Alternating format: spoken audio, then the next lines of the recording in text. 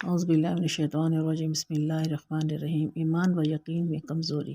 مکہ میں ایک مشرک تھا، سر راہ اس کی ملاقات حضور صلی اللہ علیہ وآلہ وسلم سے ہوئی تو اس نے کہا کہ وہ ایک گھوڑے کا بچہ پال رہا ہے جسے وہ مکئی کے دانے کھلاتا ہے، یعنی مکہ میں مکئی کے دانے کھلانا بہت قیمت رکھتا تھا۔ بہرحال اس نے کہا کہ یہ گھوڑے کا بچہ ہے، جب بڑا ہوگا تو اس پر بیٹھ کر وہ حضور صلی اللہ علیہ وآلہ وسلم کے مقابلے میں آئے گا۔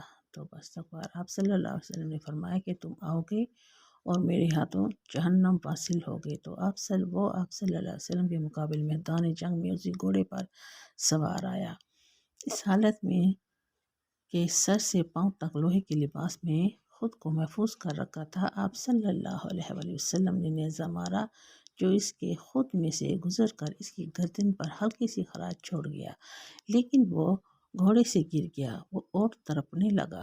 اس کے ساتھ اسے اٹھا کر خیمے میں لے گئے تو اس کا خود اتارا تو ہلکی سی خراش تھی۔ وہ حیران ہوئے کہ کیوں چلا رہا ہے، تو اس کے تڑپنے کی وجہ کیا ہے؟ وہ کہنے لگا، دیکھنے میں یہ ایک خراش ہے، لیکن مجھ سے پوچھو، لگتا ہے اس میں آگ بھر گئی ہے، اور دوسری بات یہ ہے کہ اب میں زندہ نہیں بچوں گا، میں اسی سے مر جاؤں گا، اس لیے کہ یہ بات اس ہستی نے کہی تھی جس کی کہی ہوئی بات آج تک غلط نہیں ہوئی، اور وہ مکہ پہنچنے سے پہلے واصل جہنم ہو گیا۔ علماء کہتے ہیں کہ وہ بخت ترین انسان تھا جو حضور صلی اللہ علیہ وسلم کے ہاتھوں سے قتل ہوا، اور صرف وہی ایک قتل آپ صلی اللہ علیہ وآلہ وسلم کے ہاتھوں ہوا۔ اتنا یقین تو اس بخت ترین انسان کو بھی تھا کہ جو آپ صلی اللہ علیہ وسلم فرما دیتے ہیں وہ سچ ہوتا ہے۔ تو جس بندے کو کلمہ پڑھ کر بھی اس میں ایمان کیا ہے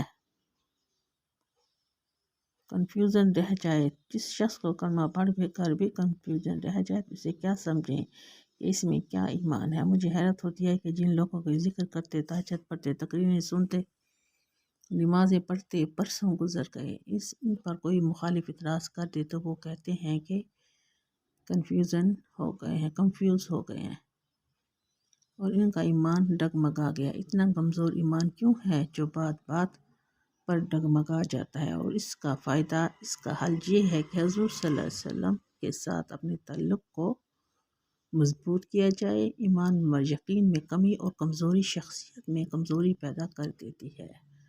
وآخر دعوانا الحمد للہ رب العالمین۔